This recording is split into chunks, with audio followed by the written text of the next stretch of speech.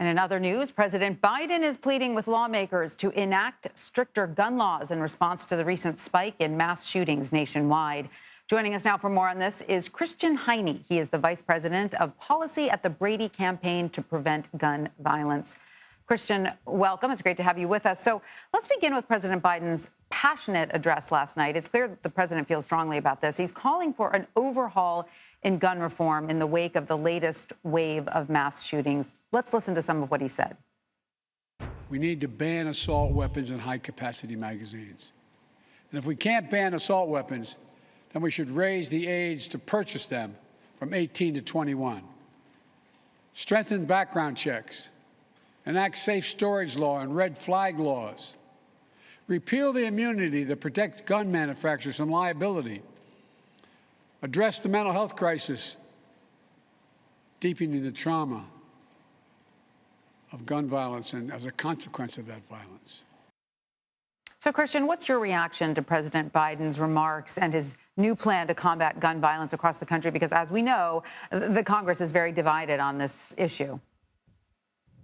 Yeah, thank you so much for the question. And I think what we saw last night is President Biden acting exactly in the way that the American people elected him for his, clear, decisive leadership and his message to the American people led with a real clear moral authority. This is very much an issue that has been near and dear to Joe Biden. He understands the urgency to which gun violence is impacting Americans, and the use last night of the bully pulpit to call on the Senate, and more specifically the minority of senators that have been obstructing the progress that the American people so desperately are calling for, was a really clear signal in exactly what we need to see in this moment in time in history.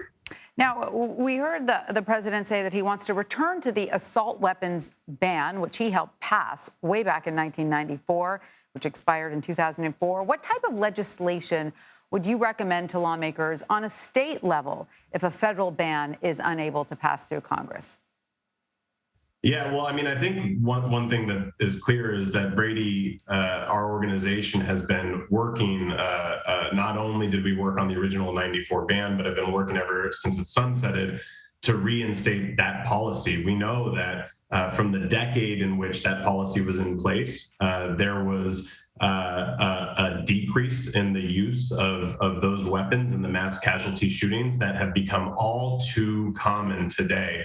And we have been working in a number of states to really hammer down on these weapons that, let's be really clear, they have tactical features that are designed for the battlefield to make them as lethal as they are, which is why we see them in these kinds of shootings time and time again. So there's a number of assault weapons in place, bans in place that can be replicated. And also at a very bare minimum, we should certainly be raising the age at which these weapons are available to the civilian market. Right. It seems telling you can't buy a beer till you're 21, but you can in many states buy an assault rifle. Christian Heyne, Vice President of Policy at the Brady Campaign to Prevent Gun Violence. Thank you so much for joining us. Thank you so much for having me.